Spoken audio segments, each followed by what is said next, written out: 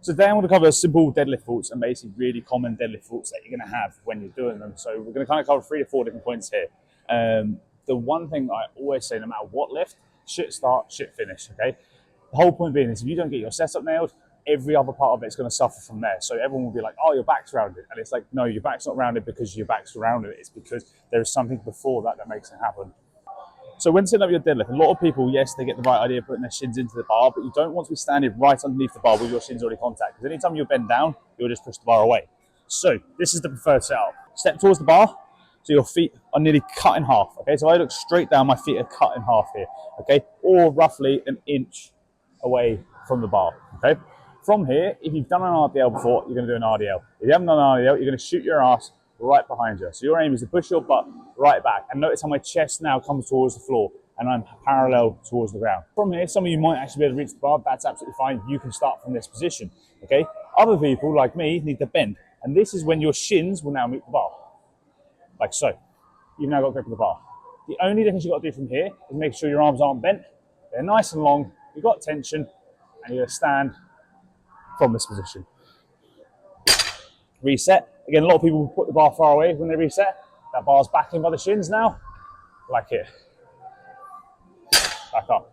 If you have to at the start, do reset reps. So hips go back, bend, stand up, stand up. Hips go back, bend, off you go.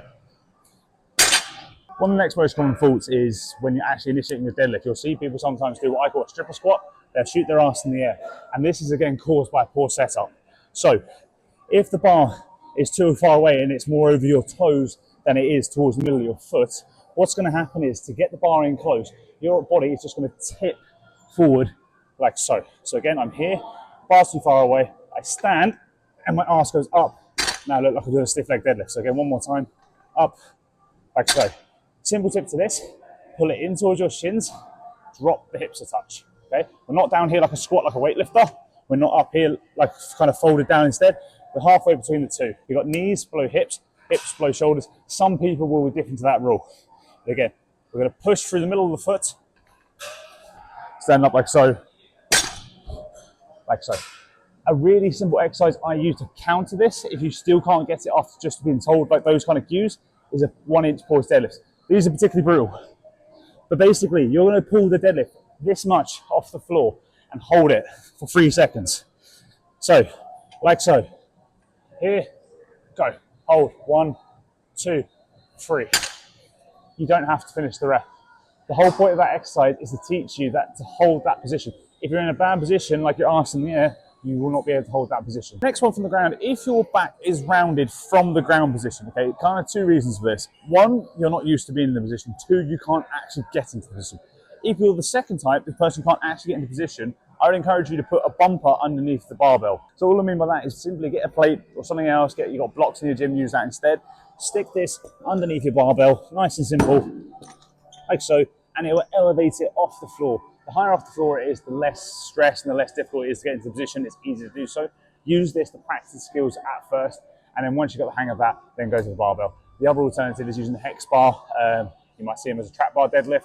Very, very similar. It just raises kind of the base position, makes it a little bit easier. Well, the next most common issue is your lats not being switched on. Basically what this means, if you don't know what your lats are, they're these big sweeping muscles that go down the back of your body, and they're actually required to keep the bar close to your body.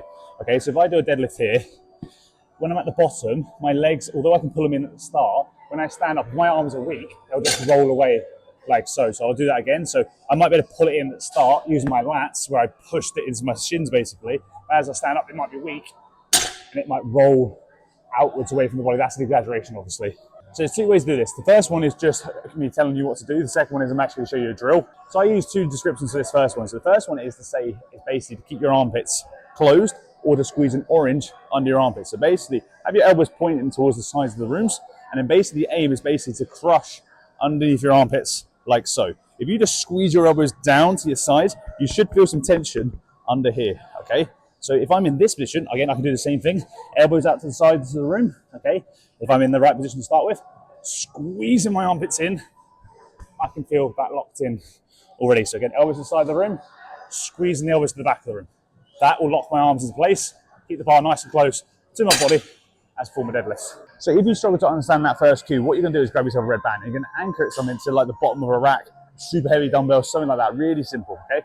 So for me, tying it around the bottom of this rack here.